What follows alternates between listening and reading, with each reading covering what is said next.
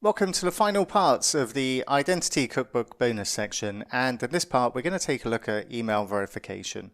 I'm sure you've seen this before in other applications you've used where you register with an email address, but before you have full access to the application you need to verify that that email address belongs to you, and you'll go to your inbox, you'll click on a link, and then that'll take you to a verification page where it basically checks to make sure that you're the owner of that email address.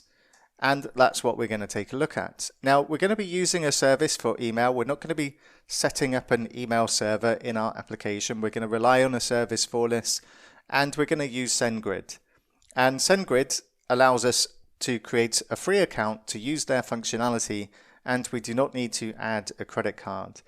The reason for not messing around with email servers is that the whole email system is based on trust. And if you set up your own email server, then there's no email service in the world or email client that is going to trust your email server. So it's all going to go into junk email. So by using a service like SendGrid, which is trusted, then it makes our lives a bit easier when it comes to sending these types of email.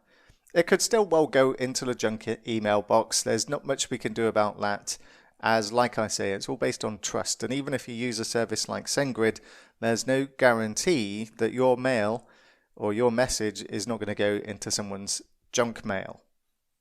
It still could, but that's not unusual. What we'll also be taking a look at is some of the functionality that User Manager provides to help us with things like this. And our User Manager can generate a large number of different types of tokens that we can use to send along with an email to the user's email account to verify that email address it belongs to them. So we generate an email confirmation token. We send that to the client inbox. Then they click on that link, and then that request goes to an API endpoint. And so long as the token matches with what we've stored in the database, then we can confirm that that email address belongs to them, or at least they have access to that email inbox.